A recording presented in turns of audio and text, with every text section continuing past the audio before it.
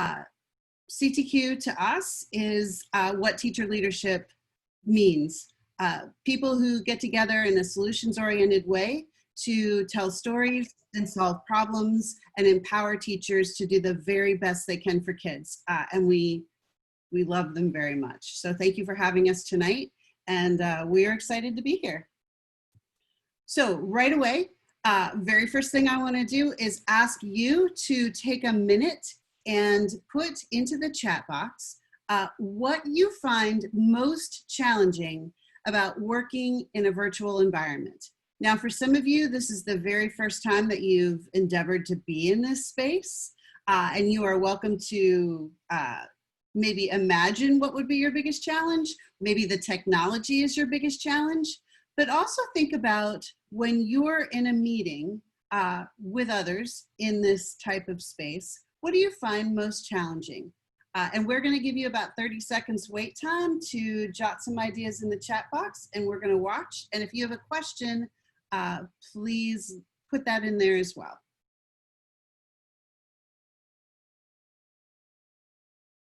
Okay, so engagement is a word that's coming up a lot. Like, how do we keep people focused and engaged during a meeting? We want to, teach and record at the same time. Yes, that's, as a NBCT, you had to do that quite a few times. That is difficult. Keeping attention, not physically being in the space with your kids. Is that not the most heartbreaking thing? I think that's the worst. And the technology itself can get in the way. It is much harder to get that energy from folks, right? You really feel like you're in your own space, and you have to generate that excitement that you get from others alone. So that's difficult. So engagement seems to be our theme, which is great. And keep adding your, security issues. Yes, we can talk about that too. Keep adding your thoughts to the chat. Noah and I know that it's really easy, especially when you're not using your camera, to just kind of check out. And we think it's really crucial that when you're in a meeting, you're as present as possible. And we're going to give you some ways to help folks stay that way. And the most important thing we do is set some norms at the start of a meeting. And here's Norm from Peers. I just love him. I love this. It shows my age, but I am good with it. Because Norm did the same thing every time. He sat down, he said his piece, he ordered the same beer. And that's what norms do for a group, especially if you're meeting regularly. These norms started with CTQ and our virtual communities, and we've grown them over time as technology has changed. But number one, we ask people who come to a meeting to be present. Set aside anything else that you're doing to the extent you can, right? We all have human things that we need to address, a crying kid here in our homes, right? Other concerns, but we ask you to be as present as possible. So we're not gonna like answer an email or run down an internet search that's fascinating, because you think you're gonna just do that quickly, and then it turns into a rabbit hole, and you forget where you are, right? And you miss things. So we assume that you stay present, but also that your intentions are good. Like, everyone here is trying their best, and maybe we misunderstand something or don't. Often when you're not face-to-face, the verbal cues are lacking. So we assume that you mean the best, and we try to ask follow-up questions. But we also know that everyone has a different participation style. Some of you are going to be super eager to put ideas down in that chat box. Some of you are feeling maybe a little shy or awkward in this space. Some of you want to be the first person to offer a comment. And every way that you choose to participate is essentially the perfect way for you. You are adults, and we really respect your participation styles. Now, if you guys are using this with students, you might want to alter that a little bit. Maybe everyone's required to speak once every meeting, or twice, or participate in a different way. We also try really hard to practice inclusivity. What we mean by that is that it is our job as facilitators to make sure that every single human in this space tonight has a way to be part of the conversation. So we're going to give you a lot of different chances to interact with us in the chat and through some other ways that I think will keep you engaged and might help you keep your students engaged as well. We also try to keep it professional, and that means something different in different contexts. We also bring up something called process norms. So our behavior norms, right, what we expect from you in terms of how you act, these are some norms around what we expect for you to do. So in a group, we follow the facilitator. They're facilitating for a reason, and we're going to follow up on that a little later. You want to be able to share your face, your video, when you choose to. We want you to know where the chat box is. And we also invite you to share your ideas at any time. We will have a question time at the end, but frankly, it's so much nicer, and I bet you'll agree, if you can just ask that question right away. And so put your questions in the chat and we will try to get to them as easily as possible as we go. And we'll shape our session based on what you're asking us. So we really appreciate that. We like to create shared documents, usually in Google. You can choose to do that, whatever you want. And then we request permission if we're going to use someone else's idea or share their work. And we like to support each other on social media. So is there anything that you can think of in a regular face-to-face meeting or in this space that these norms haven't addressed?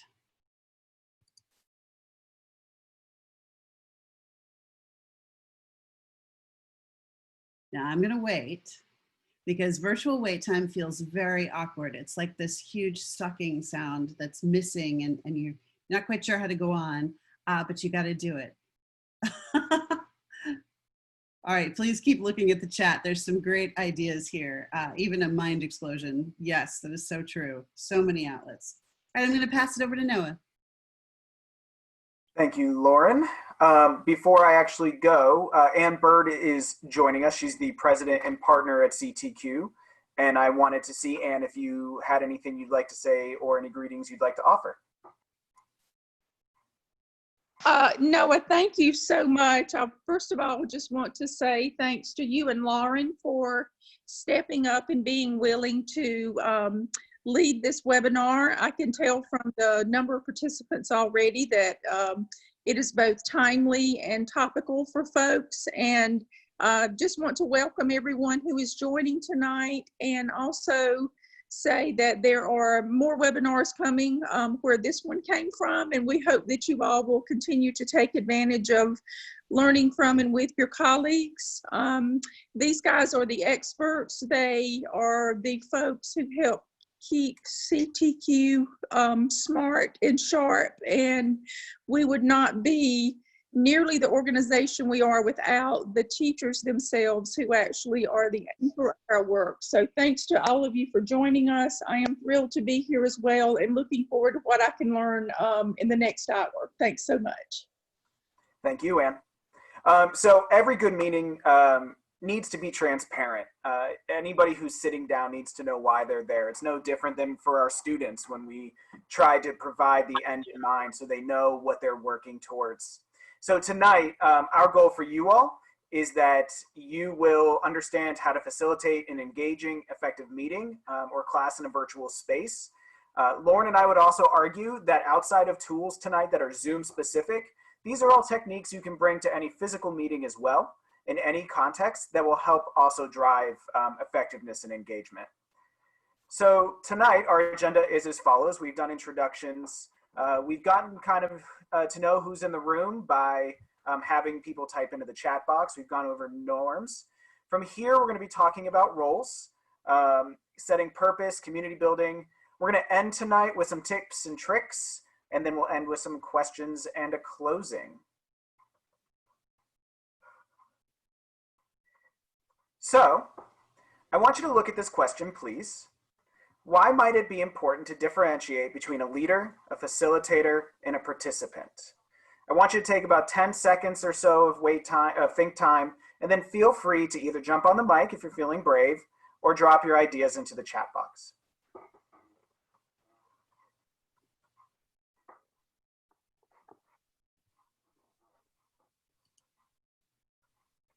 Could it be to know your role in all this remote learning? Can you expand on that a little bit, kind of talk about why it's important to actually understand those roles? Because I think you need to know what's expected of you, and so that you can devise a plan to implement. You need to know who your audience is, and you need to, like, I'm a teacher, so I know what the limitations are for some of my students, and the principal oversees more like handing out Chromebooks and making sure they have access. I sort of filter my information to her, and then she filters it up from there. And so there's like, paradigm where we all have a role, but we collectively work together. Absolutely. And I've seen a couple people in the chat box kind of speaking to that too, about making sure things run smoothly, that people aren't stepping on each other's responsibilities. Nick, you wrote facilitator versus leader sets the stage for what's expected from that person and how the session will roll. I think that's a really smart way of putting that. When we think about difference between leader, facilitator, and participant, we can hold any one of these at a given time. Tonight, for example, Lauren and I are acting as facilitator, but we also know that there are times where we have to take off that facilitator hat and then become a participant. And in doing so, we change our actions, we change our approach. It changes the questions, the concerns, the schema that we have around what we're doing. So being able to switch fluidly between those roles in a given moment is really important to make sure that things run smoothly. Lauren and I believe that these are working definitions of the three. So a leader informs and holds authority. Facilitator guides or has little to no authority. And then a participant advocates, experiences, and reflects. I maintain, and this is just me speaking, that even great leaders are even better facilitators, and that they may have authority. Their ability to guide and to show and to demonstrate and to model creates even more influence and creates even more opportunity to bring people along with them. Very few people get the opportunity to truly be leader, to have that authority. And so it is important to understand where we can be one thing in one space, and in another moment have to switch hats. And Noah, if I can add, it's also so important to know when you need to ask someone else to facilitate your meeting. I was department chair of a small English department at a high school, and I felt really passionately about most any issue that was coming before our group. And if I am both the leader of the meeting and have such strong opinions about where we ought to be going, it really would have been in my best interest, looking back, to have asked someone else to facilitate the meeting, so I could have become an advocate for my point of view rather than a facilitator trying to find what everyone else's point of view is. And I think this is one of the more modern ways of thinking about meetings, and including that facilitator role much more purposely as they're needed. It forces, and thank you, Lauren, it forces us to really understand the limitations of each type of role. And so having that ability to be metacognitive and think about outcomes, what do we need to happen, and who do I need to be in this space in order to achieve that goal? It's the question that needs to be asked at the beginning.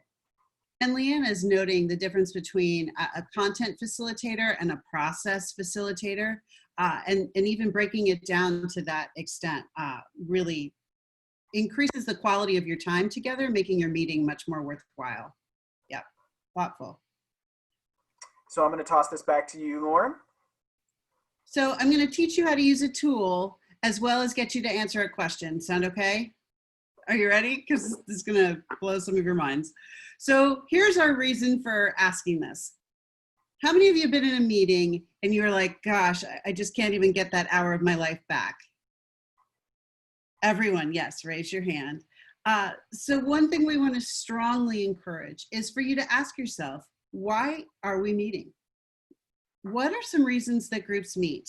So think about that. And I'd like you to look for the green bar that says you are viewing Noah Klein's screen. And right next to it, you're going to see a little tab. It says View Options. And if you can click on the small arrow at the end of that, you should have an option to annotate. And we found that some people who haven't updated their application or are joining on the internet may not have that. But if you do, you can choose the text feature. You can click on this screen and you can tell us what you think. So one reason people in my English department used to meet was to see their friends. And you know what? That is a perfectly valid reason for meeting. Our meetings would have gone much more smoothly if I had acknowledged that and built in time, right? What are some other reasons groups meet? And you can go ahead and type them right on the screen there. And yes, you can also just add your thoughts directly into the chat box. But if you're able, look at the green bar where it says you're viewing Noah Klein's screen, click on View Options, and then choose where it says Annotate, and then you'll be able to choose the text box feature, and you can put ideas right on the screen. This is a great tool. Padlet is a good tool to brainstorm the consensus of a group, right? Kind of take the temperature of with whom you're speaking.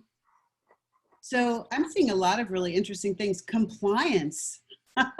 Yes, I had not heard that. See, Noah and I reject that. Then that's not a good reason to meet. To get stuff done, it's required. Accomplish a task. And in the chat box, rising tide lifts all boats, learn from experienced people, collaborate and problem solve. Oh, come to a shared understanding. You guys are smart. Get ideas from each other, problem solve. All right, so now I'm going to ask you to clear the annotations and go on to the next screen. Okay, I will do that. So there are four main reasons we meet, and we get this from Adaptive Schools, which is part of the cognitive coaching universe. There are other reasons I can imagine, but essentially you're meeting either to make a decision, to gather or process information, which to learn, that would be a better way to put that, to create a product, right, to make something, or to solve a problem. And one reason to decide exactly which one of these you're doing at which time is it helps you fill your role more effectively, right? We talked about the different roles before. If you know that all we're doing right now is brainstorming and that no one is going to be making a decision today, if we're just throwing our ideas out there, it relieves some of that stress, right? Because when you don't like an idea and you don't necessarily want to go in that direction, it's very difficult to have a discussion.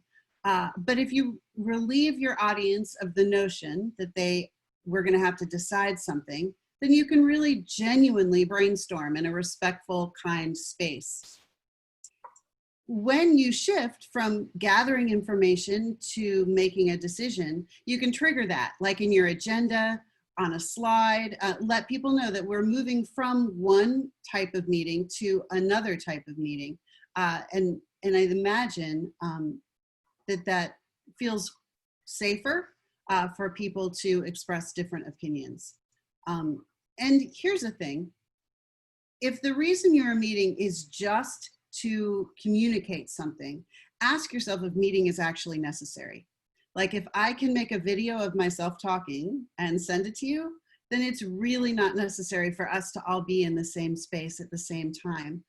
We think about that as a flipped classroom, but also think of it in terms of when you're holding a gathering, why are you doing it? And are there things that people can do ahead of time that will make your very precious time together more effective? And I'm going to pause a second. Does anyone have any questions?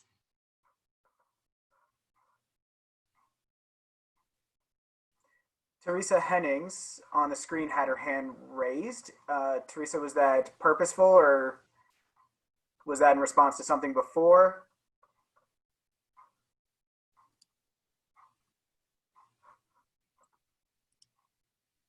She was responding to something else. Perfect. All right, well, let's keep going then, Noah. Oh, I'm still erasing things. There's we go. also a button where you can clear the whole thing at once. I will show you after. Perfect. Thank you. So we want to continue to be interactive, but also start to put us into the mindset of how we deal with ourselves and with other people in the virtual environment. So we're going to ask you to use the annotation tool again, and this time you'll see something that says stamp. Again, if you are unable to do that, feel free to use the chat box. But for this question, if you were a dog in the dog park, put a stamp next to who you would be.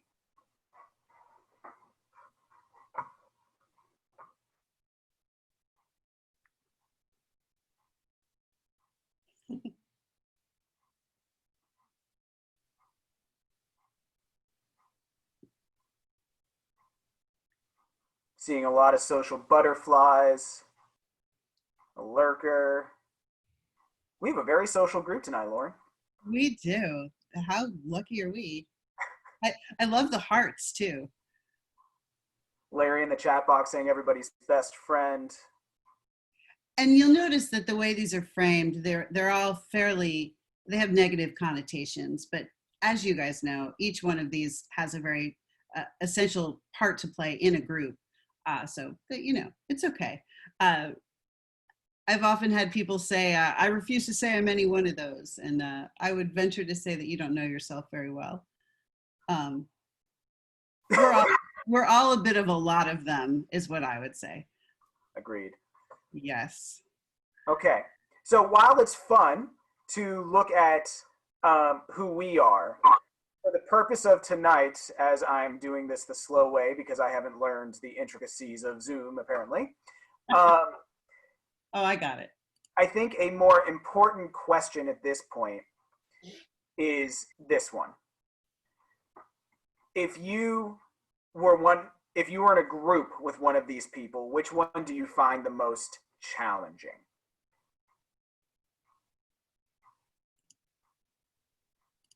And if you could again stamp or throw in the chat box.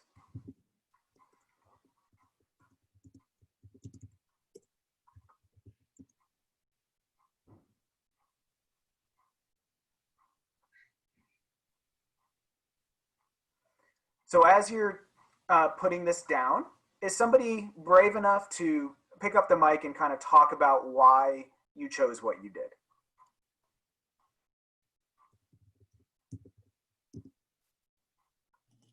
I'll go. I did the Clickster because of the bullying impacts and things like that, where they try to get a certain group, and it's usually misguided and it doesn't have good intentions and makes it hard to, invade the circle that they've created. And so you're always isolated by those people unless they give you the green light that you can come in, so that they're always in charge and you're just like on the outside looking in. And it's hard to work with people like that, especially, in education with a lot of women and the elementary level, these things can happen sometimes. So I'm just putting into that perspective. So in a profession that is hard enough by itself, when we all have this common goal of supporting our kids, there's just this weird moment where why would we isolate each other instead of working better together? You're right. And there's people who are excellent collaborators, and then you have people who want to own their stuff and their group and don't share and won't share, or they only share with specific people. And I think our greatest resource is each other. So I don't like that mentality. So that's why I chose that. Thank you. Thank you. Can we get one more person, please? Hello. Go ahead. I picked the everybody's best friend. They're confusing to me. They flip back and forth. They're fickle, really agitating. You can't depend on them. If you're either going to be in there or you're not going to be there, can I count on you? Can I not count on you? I'd rather know where I stand and go about my business and know what to do from that point. All right. Bye-bye.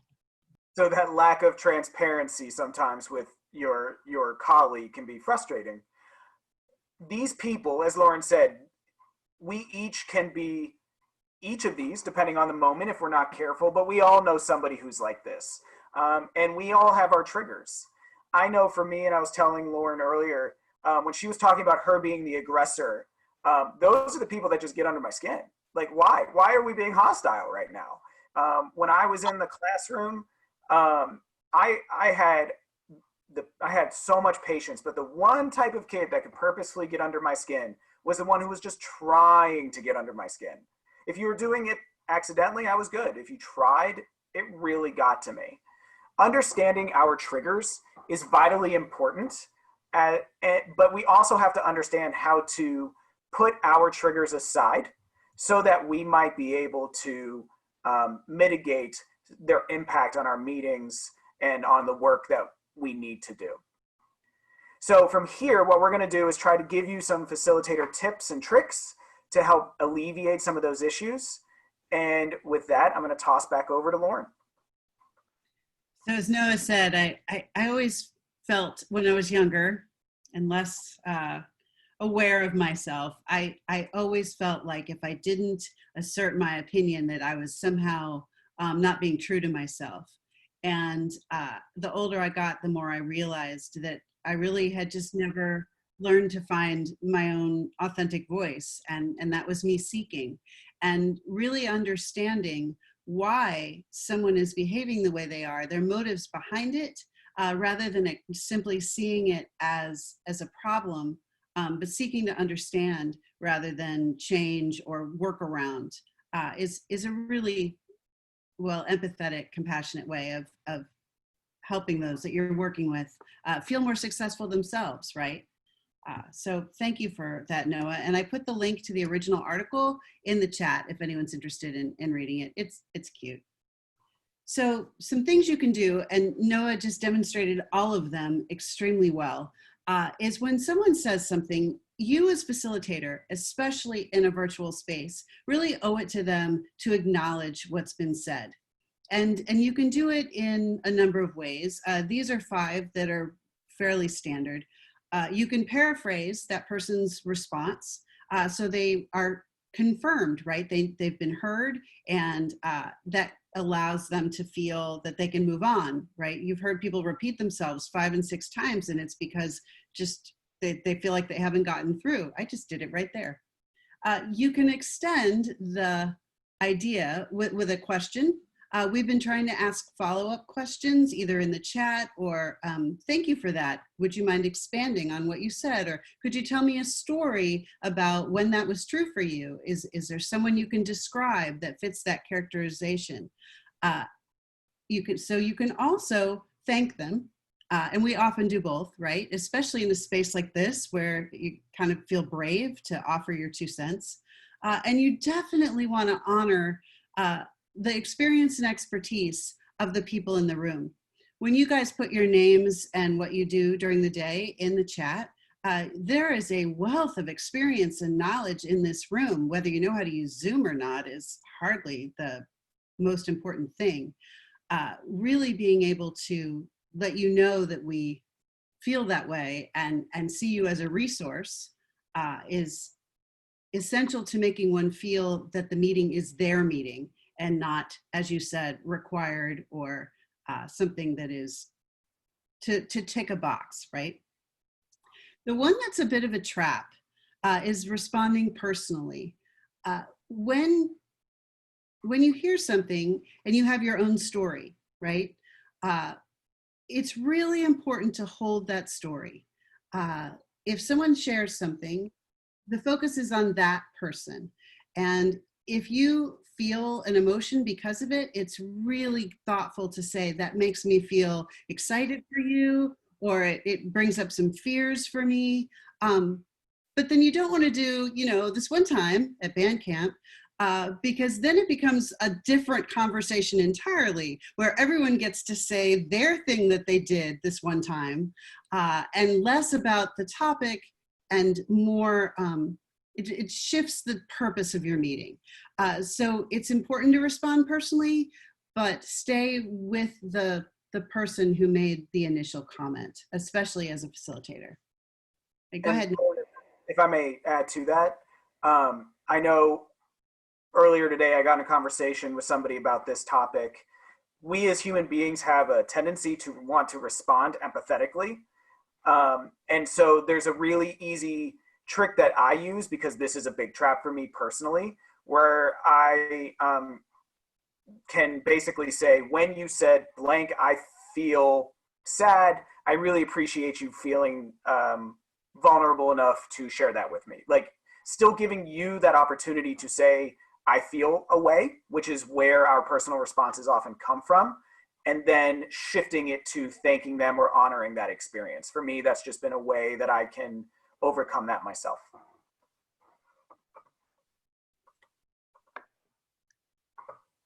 So we're also trying hard to use the chat the best we can. There's a lot of you, and this chat is on fire. We will save it, and you guys can look through it later. But being able to interact is crucial, right? And we have 50 people here tonight, so that's really hard. Most of your meetings are somewhere between 5 and 15 or 20, and finding ways for people to be able to express their thoughts, even in a virtual space, makes that meeting better. And there's some ways you can do that. I have prior relationships with a couple people in this room. And so I might say, you know, hey, Jero, how do you feel about an experience that something in her background that I might be able to bring up, and I can back channel. You know that you can private chat.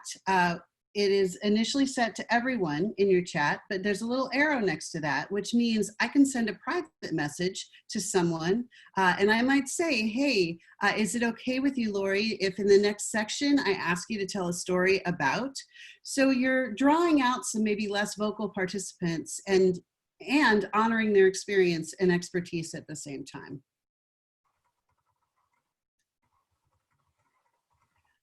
Laura, you asked about mental set-asides. Is that something from the chat that someone would want to expand on? That was actually me. Oh, go ahead. So during my cognitive coaching training, it was one of the most powerful pieces I took. It's those moments of our desire to be autobiographical. So I know, for example, one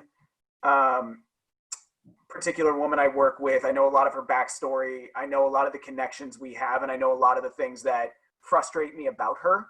So I have to, before I go into any conversation, make a deliberate effort to set aside, that mental set aside, things that I'm just not going to address, or the stories that I'm not going to tell. I have to attend to those preemptively so I don't get overtaken by them.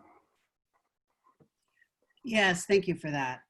It also goes back to, there's a nice thread in the chat about understanding your colleagues and what drives them as building rapport. Really nice point. Okay, next slide. So we talk about that aggressive person a lot, and there's some phrases that we use that really help redirect the conversation. Who else has an idea about this? And try not to, say else in a sarcastic way. Let's honor our norms and leave some think time before we jump in. It's really hard to assert the norms until you've done it a few times. And then when the norms become the norm and your group feels able to assert them at any time, then they really become powerful. And so you just have to make yourself do it. And also, we're going to show you the polling feature later on today and ask you for some feedback on our session that you'll be able to duplicate in your own. Go ahead, Noah, your turn.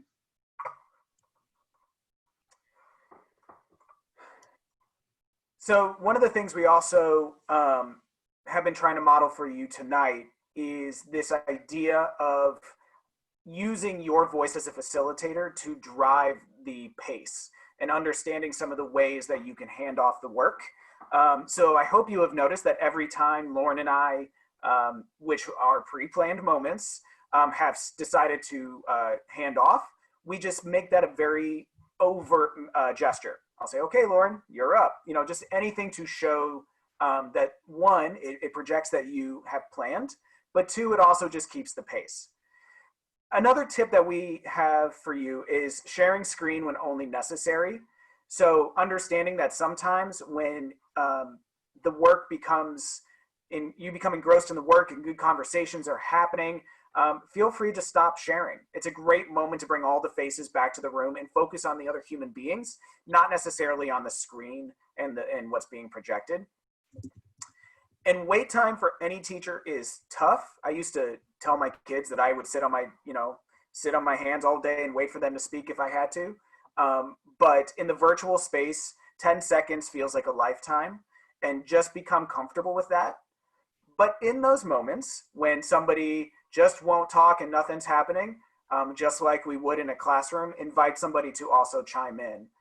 I know that there are times where people take longer to process. There's the fear in the virtual environment. Feel free to invite them into the process, especially if you have a prior relationship. So tonight, for example, if we just didn't have anybody but I knew I needed somebody, I might call on Nick because Nick and I know each other. And I might just really, rely on him to fill that space for me. Because sometimes it just takes that first person to jump in, and then all of a sudden it's a cascade. Time after time, what we see is the wait time at the beginning is tough, and then all of a sudden it's hard to stop the conversation because people have begun to feel safer. Another thing that Lauren and I try to do as often as we can is to connect thoughtful visuals that really drive the point home. So there's a website here that we've shown, or that we've typed, unsplash.com. They have high resolution pictures that do not need to be credited, which means you can search by a keyword, take it, and you don't have to actually do any citation. They are free and open source. Make text bigger than you think it needs to be. It is weird because you're thinking, well, the screen's right in front of me, so it shouldn't be a big deal. Less is more. And if you have to actually take 2, 3, 4 slides to get everything there, that's absolutely fine, especially when you are connecting it with those visuals. And then don't make the mistake that so many of my students make in the past, where they're like, if it's as bright and cluttered as possible, it looks great. No, really try to scale back, keep it clean, keep it simple. You want people's attention on your words and your pictures and your voice, not the random, designs that are going everywhere. Yes, Keisha, Unsplash is the site for free pictures. And we got a really great tip from Mary Lindamore in the chat. She is reminding us that if you need to step away or there's something going on, use a sticky note on your camera, because it is difficult. People get distracted, right? I mean, some people have amazing pets, and I've lost 10, 15 minutes to a really cute puppy. So, which is great. But if there's other things going on that might be distraction, yeah. And God, the kids are the best. But just remember that little trick. That was super helpful. Thank you. And Noah, go ahead. This is actually you, Lauren, so you go ahead. Yes, I meant the slide. See, we need to communicate better. One thing that really matters, especially with a smaller group, is creating an activity at the start of your meeting that asks everyone to be a little vulnerable and serves as a pre-assessment. You want to know who's in your room. So we asked you today, what's most challenging for you in a virtual space? It's nice to know what the expectations are of the people who came to your meeting. Then if there's any crossing of motives, they're really clear for you right at the beginning.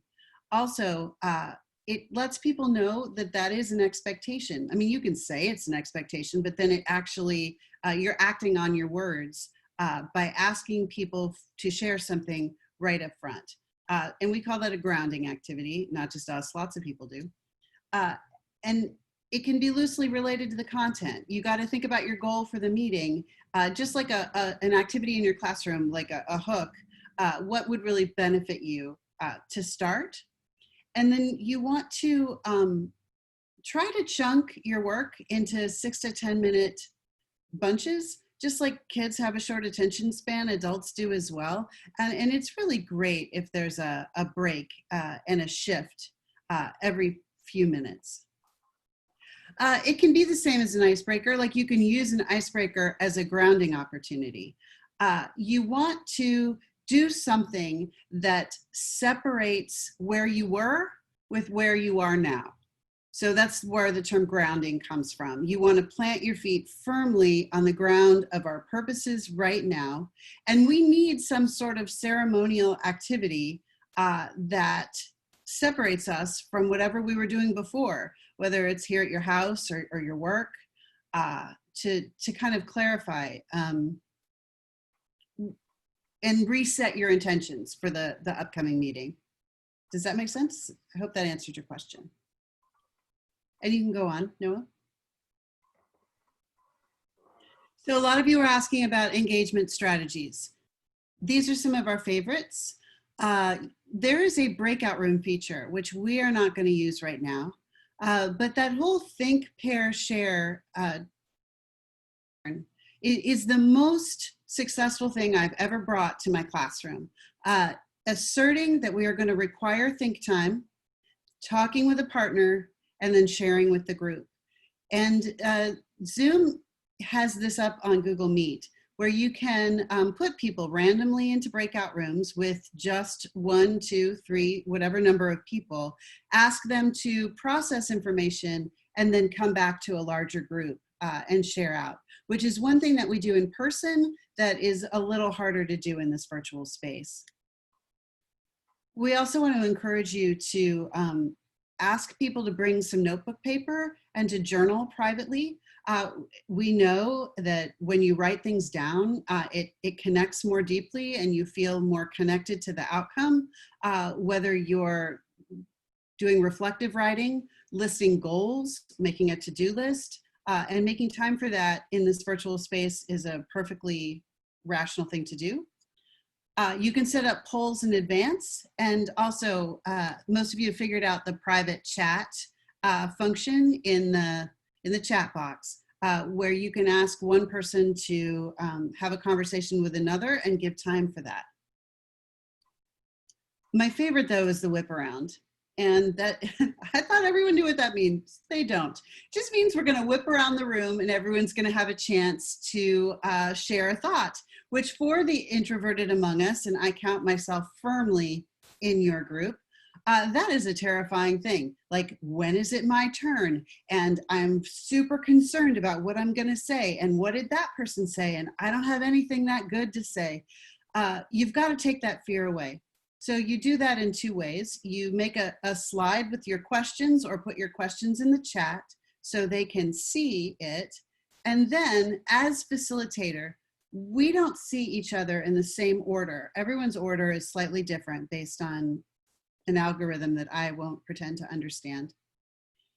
It's really helpful if you let people know who's going next. So I might say, I'm going to start, then Larry, Nick, and Lori will follow. And then after Lori, I might list 2 or 3 more people. So I do not have to decide when I'm going to go. That is being told to me. And then I can be free to listen instead of stressing about when my turn is next. So that's how you make a meeting, not just a sit and get. And once again, if it is sit and get, maybe think about letting them sit somewhere on their own time, and then you guys can gather and process the information. Hey, Lauren, I'd like to jump in. Lori, you asked, have you ever created a paper note taker for folks to print out prior to the meeting? Can you expand on that? What do you mean by that? Oh, hi, can you hear me? Yes, ma'am. Yes. Oh, okay, hi. Well, I liked your idea about creating some kind of a, just asking people to bring paper. I hadn't thought of that, and I'm definitely kind of like I'm a paper person. Have noticed that even in this online world we're in now, I'm running out of notebooks. I'm not sure how I'm going to get them, but so I just thought it might be interesting to have a kind of like a note catcher that's maybe a little bit pretty, kind of like you might have at a training in a folder. That sorry, I'm in the same room as my son who's working out. But I just wondered if you had ever done something like that, like maybe created something that people had to print out ahead of time. That's what I know I think it depends on purpose and what you're trying to achieve. So if you're looking for just reflection, for the group that Lauren and I coach, we've asked them to keep a notebook all year that its sole purpose is reflection. But we also know that there are times where there's a specific product that we need them to think around. So in those instances, we would have created a template for them to use to then bring to the meeting. So I think pre-planning purpose is important for that, and just kind of meeting your participants' needs based on your meeting outcomes. Does that make sense? Yep. Yes, that makes a lot of sense. I was thinking more for kind of brainstorming or just like a note catcher, but yeah, that I like that. I think thinking ahead to purpose, that really makes sense. Thank you. When something that's come up in the chat that Noah and I really do try to do, but we didn't talk about it, is to call people by their name and to ask people, especially if they've got like their phone number or something, to rename themselves to their name. So we are able to do that. Justin Minkle wrote a really great article for CTQ a number of years ago about, wasn't him, I know who it was. Anyway, remembering, oh my gosh, like being sure to call people by their names. Your students, how often do you just say, oh, hey, come on, or let's do this, and trying to use every kid's name every single day. It really made a big difference to me, and I've remembered that for years, and it works here too. Another question that came up was a request to expound more on breakout rooms. I'm going to hopefully say the name right. Rada, can you clarify what you're looking for?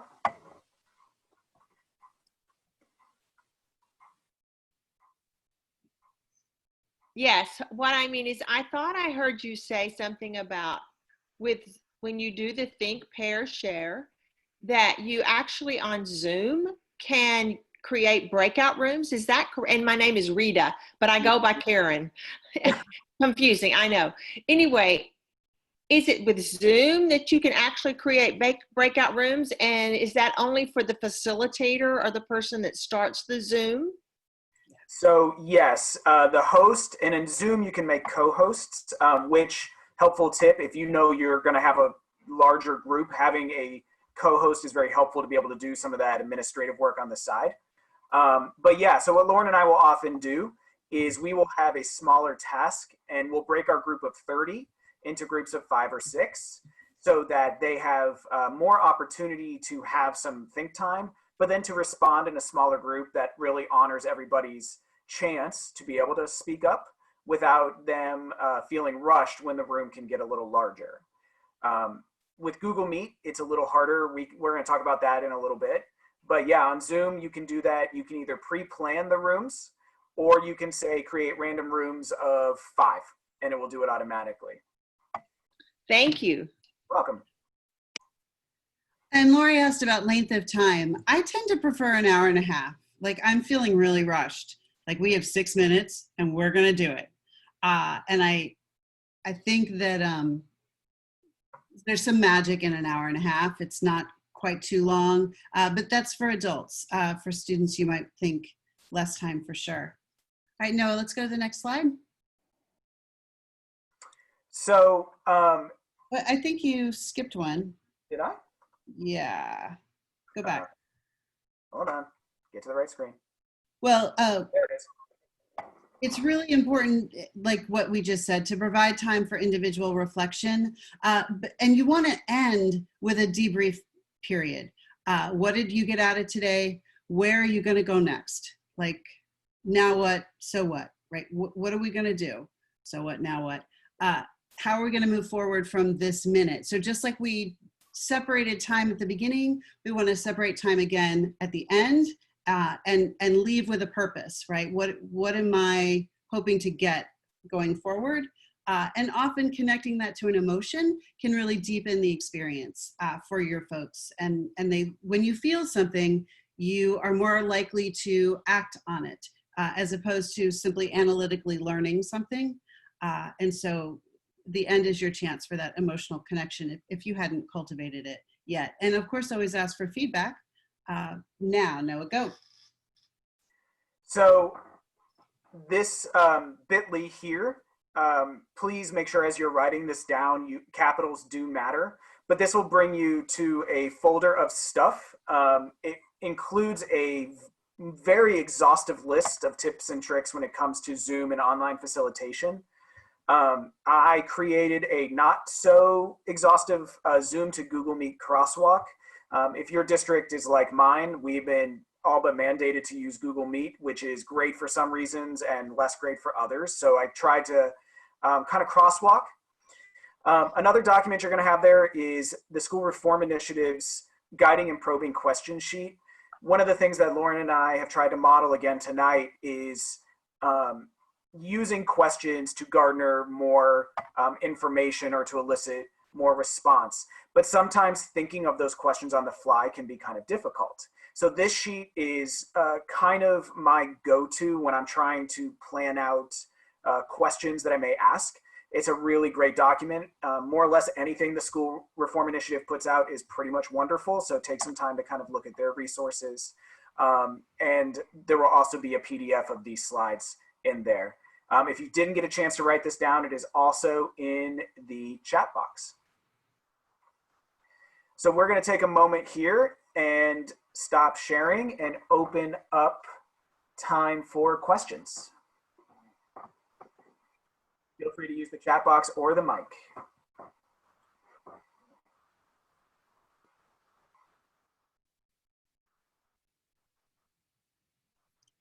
I have a question. I love the idea of the breakout rooms, but how do you facilitate that? Like if you have 4 different rooms going, are you like just like as if they were at tables, you're popping around listening in, or what are some tips for that?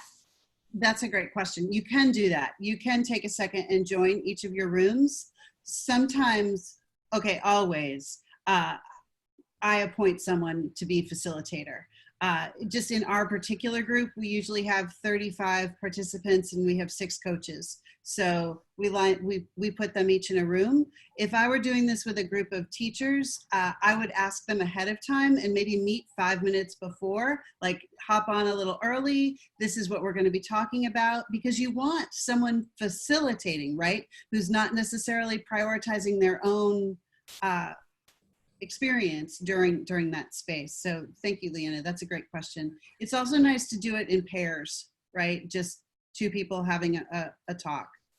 So I want to jump in and piggyback off of that. If you are having someone co-host, do you have to, I mean, when you set up Zoom, do you have to make sure that they are indicated as that on your Zoom meeting, or do you just, when you make the breakout rooms? So when you make the breakout rooms, the host kind of goes away. Let me make this suggestion because we're at 7:58. Noah and I have nowhere to go, and we're going to stay and answer anyone's questions who have them. But Noah, can you put up our closing activity? And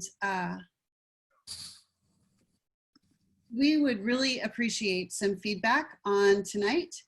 So if you want to let us know if you found this helpful. This is an anonymous poll, so if you didn't love it, you just tell us and we will do better for next time. But we are really grateful that you guys spent this hour with us tonight. Building community in a virtual space is something that's been important to CTQ since the beginning.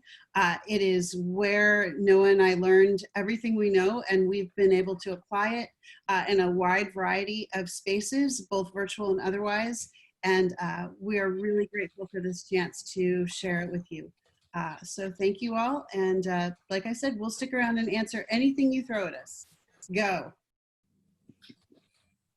Can I ask a question? Yes, sir. Hi, this is Gabe from Virginia Beach. Hi, Gabe. I've been teaching for 24 years, and who has experience teaching in a virtual way, and what are you doing differently now than you did the first couple times that you started when you were a rookie?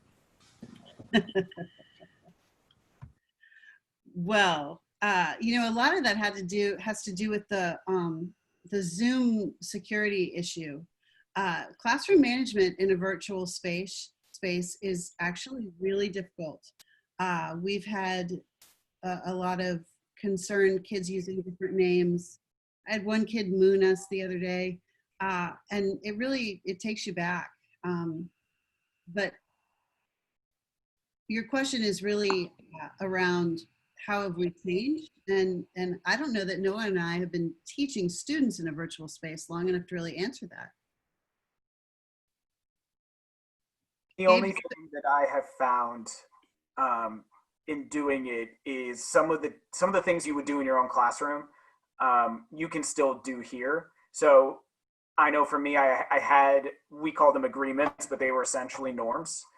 Maintaining those, like we would in a classroom, if there's a specific student doing a specific behavior, addressing them privately and offering a replacement behavior has worked for me. Somebody was talking about the littles and engaging parents. That still works now too. I had a conversation with a parent today about some of the material their student was posting, and lo and behold, those comments all of a sudden disappeared. So a lot of those things still can apply.